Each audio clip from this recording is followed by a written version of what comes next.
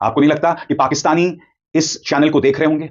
एक और बड़ी खबर, भारत ने सीधे इस्लामाबाद पर काउंटर अटैक कर दिया है। ये बहुत बड़ी खबर। इस्लामाबाद पर कब्जा हो गया है, कराची पर प्रहार हुआ। ये कि गोदी चैनलों पर जो झूठ चल रहा है, उन्माद चल रहा है। नहीं, हमारे देश का जो गोदी मीडिया है उसको सरकार क्यों नहीं रोक रही है? क्यों नहीं गोदी मीडिया पर रोक लगा रही है सरकार जो लग हुई? पाकिस्तान हमले को लेकर गोदी मीडिया ने रात भर टीआरपी का ऐसा नंगा नाच किया, ऐसी फेक न्यूज चलाई, ऐसी झूठी खबरें फैलाई कि तालियां हो जाएं चुम्बों की। सर घुस गई इंडियन आर्मी घुस गई। सर 8 मई की रात भारत के गोदी मीडिया ने ऐसा क्या कर दिया कि 9 मई की सुबह भारत के रक्षा मंत्रालय को हिदायत जारी करनी पड़ती है। सीमा पार कर गया है भारत। न्यूज चैनल्स ने अपने प्राइम टाइम में पिछले 24 घंटों में सिवाय भ्रामक खबरें दिखाने के कुछ नहीं किया। उनका एक एक दावा झूठा था। लेकिन मैं पूछना चाहता हूं सरकार से कि मीडिया का सर ब्लैकआउट कब होगा? जल्दी से इनका ब्लैकआउट कराओ, नहीं इंडियन आर्मी घुस गई पाकिस्तान के अंदर। अबे कौन से एंगल से, कौन सी कंट्री में, कौन से बंदे को न्यूज लग रही है? लेकिन हमारी तमाम हदें पार कर दी हैं आज तक ने, रिपब्लिक न्यूज ने और जी न्यूज ने और साथ ही टाइम्स नाउ नवभारत ने। सारी हदें पार कर दी हैं। रोज जिस तरह से फेक न्यूज चलाई जा रही है उससे देश को कितना नुकसान पहुंच रहा है। क्या इसमें लिखा हुआ है कि पाकिस्तान में घुसी भारतीय सेना, तो भारतीय सेना पाकिस्तान में घुस गई है, हमला हो गया है और युद्ध होने वाला है। रात भर ये खबर चलाई गई है। जी न्यूज ने बुकिंग चलाई है कि पाकिस्तान की राजधानी इस्लामाबाद पर कब्जा कर लिया गया है। आपको इस बात का अंदाजा है कि गोदी मीडिया न्यूज चैनल्स पाकिस्तान से युद्ध के मामले में भारत को कितना नुकसान पहुंचा रहे हैं? मगर जो लोग ये कचरा न्यूज चैनल्स पर देख रहे हैं, मगर जो गोदी मीडिया ने किया है वो सही मायने में देशद्रोह है। आज तक का रिपोर्टर क्या कह रहा है, इसे ध्यान से सुनिएगा। ये रिपोर्टर ये कह रहा है कि हमारे 2 विमान जो हैं वो छूट चुके हैं राजस्थान से। कर दिए गए हैं पाकिस्तान पर हमले के लिए। यहां से हमारे जो विमान है वो निकल चुके हैं और वहां पर बम बरसा रहे हैं, ऐसा कहा जा रहा है। पर सरासर झूठी खबर है। भारत ने F-16 मार गिराया, भारत ने उनके ड्रोन्स मार गिराए, 2 कामिकाज़ी ड्रोन्स। अंदाजा है कि तुम ये जो रोज जिस तरह से फेक न्यूज चलाई जा रही है उससे देश को कितना नुकसान पहुंच रहा है। सबसे बड़ी बात, क्या न्यूज चैनल्स को अंदाजा है कि जो झूठी खबरें आप चला रहे हैं उसका असर बच्चों पर मानसिक तौर पर क्या पड़ रहा है? क्या आपको अंदाजा है कि इस डर से स्कूल्स बंद हो रहे हैं?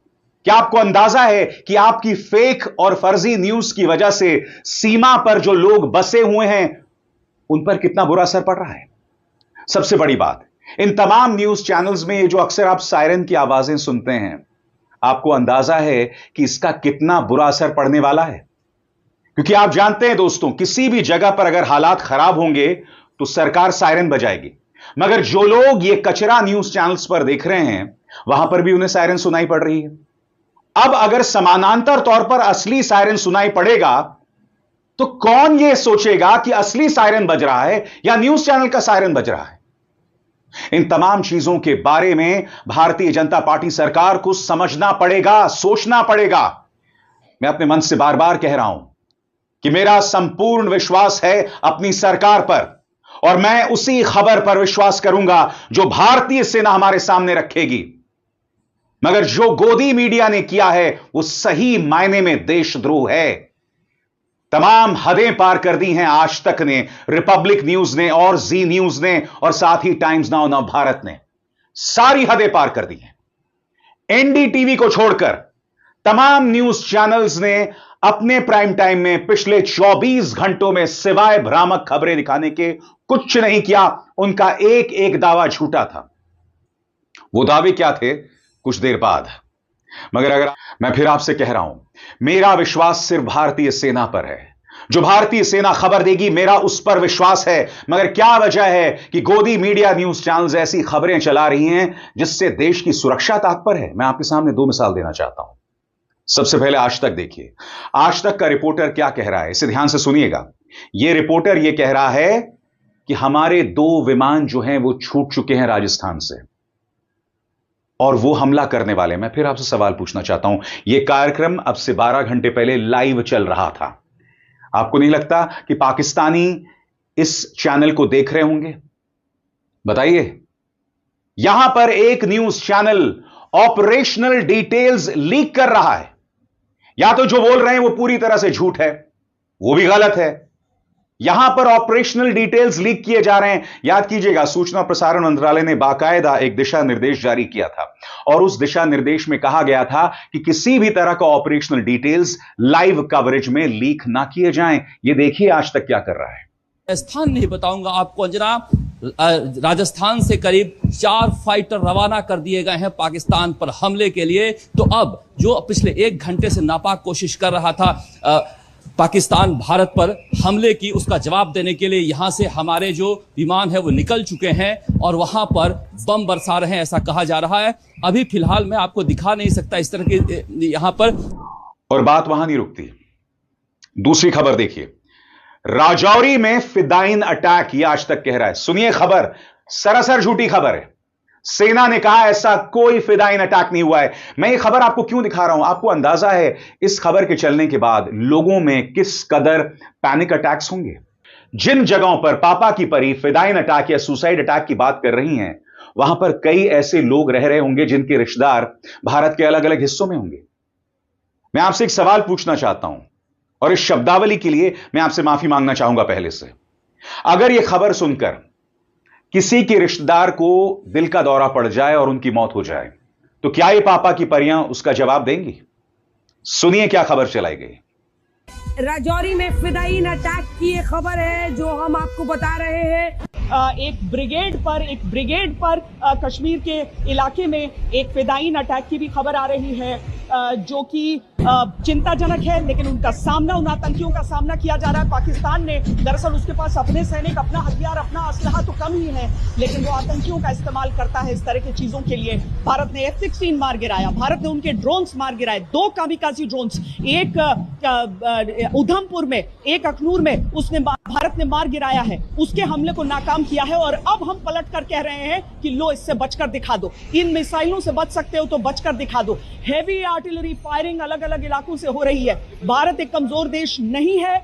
ये रिप्रेजेंटेटिव वीडियो, ये प्रतीकात्मक तस्वीरें भारत के गुस्से, बहुत बड़ी खबर इस वक्त की हम आपको बता दें।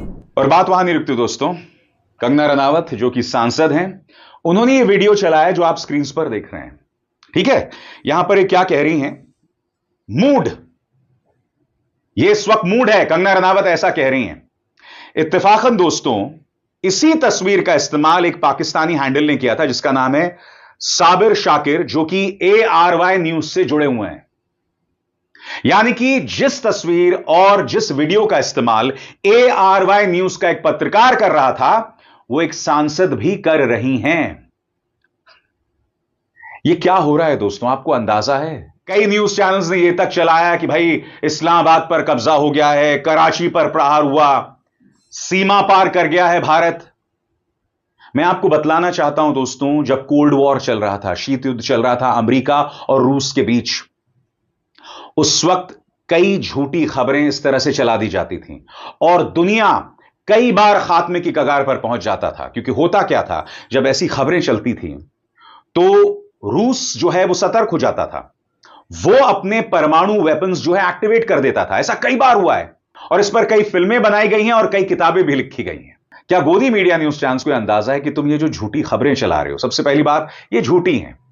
हमें और पाकिस्तानियों में एक बुनियादी फर्क होना चाहिए। हम सबसे बड़ी बात, इस वक्त सरकार ने 8,000, सही सुना आपने, 8,000 ट्विटर अकाउंट्स पर पाबंदी लगा दी है राष्ट्रीय सुरक्षा कारणों की वजह से। सोशल मीडिया हैंडल X पर 8,000 अकाउंट्स गायब कर दिए गए। इसके अंदर ग्लोबल अफेयर्स भी हैं, सोशल मीडिया इन्फ्लुएंसर अर्पित शर्मा भी हैं, पत्रकार अनुराधा भसीन भी हैं। इन सबके सोशल मीडिया हैंडल्स गायब कर दिए गए। क्या यह देश के खिलाफ कुछ कर रहे थे? और सबसे बड़ी बात, जो न्यूज चैनल ऑपरेशनल डिटेल्स जारी कर रहे हैं उसके बारे में आपका क्या एक्शन? यह सवाल तो किया जाएगा ना। सबसे पहले, a video of a drone attack in Jalandhar was widely circulated to create a panic. यानी कि एक झूठा वीडियो चला दिया गया कि ड्रोन से हमला हो रहा है।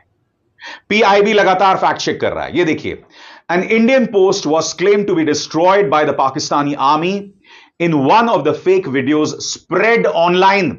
The video was shared and amplified by a number of fake and unverified accounts. PIB ने इस खबर को भी झूठा पाया।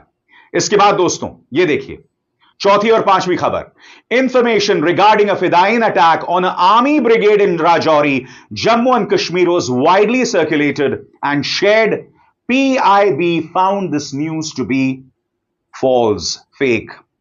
तो मैं PIB से सवाल पूछना चाहता हूं, आप आज तक न्यूज चैनल पर क्या कर रहे हैं बताइए। मैंने आपको बतलाया, इन्होंने कहा कि एक आर्मी ब्रिगेड पर एक फिदाइन हमला हो गया राजौरी में। इस तरह से हमारी सेना के मनोबल को गिराया जा रहा है।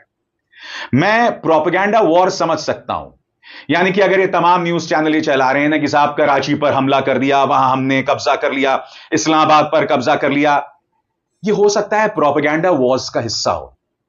हालांकि मेरा फिर भी मानना है कि हम में और उन पाकिस्तानियों में एक बुनियादी फर्क होना चाहिए। हम उनके लेवल पर नहीं जा सकते। मगर ठीक है, चला आपको ये सब कचरा चलाना, आप चलाइए, मगर आपको समझना पड़ेगा जब ये तमाम झूठी खबरें आप चलाते हैं, नंबर एक, आपकी विश्वसनीयता 12 के भाव जाती है। दूसरा, आप लोगों में डर पैदा करते हैं। क्या आपको अंदाजा है कि घर में बच्चे ये तमाम कार्यक्रम देख रहे हैं? बच्चों में घबराहट हो रही है, छोटे छोटे बच्चे। उससे भी बड़ी बात, अंदाजा लगाइए जम्मू में जो बच्चे रह रहे हैं या अमृतसर में, पठानकोट में जो बच्चे रह रहे हैं, सायरन की आवाज आ रही है। अगर झूठी खबरें चलाई जाएंगी तो आपको अंदाजा है इसका क्या असर बच्चों की मानसिकता पर पड़ रहा है। और जैसे मैंने बताया, ये जो सायरन लगातार बजते हैं, ये बजते हुए सायरन्स किस तरह का भ्रम पैदा कर रहे हैं, क्योंकि जब असली सायरन बजेगा तो लोग यही सोचेंगे कि अरे किसी न्यूज चैनल में सायरन बज रहा है। नतीजा आपके सामने है। पत्रकार नरेंद्र नाथ मिश्र ने भाजपा के नेता अनिल विज का एक बयान पेश किया है और उन्होंने क्या कहा है मैं आपको पढ़ के सुनाना चाहता हूं। सभी चैनलों को प्रार्थना की जाती है कि वो अपने चैनलों पर बार बार खतरे के सायरन ना बजाएं, क्योंकि यदि कभी असली सायरन बज गया तो लोग इसे भी टीवी का सायरन समझकर उनकी जो सुरक्षा के कदम उठाने हैं वो उठा नहीं पाएंगे।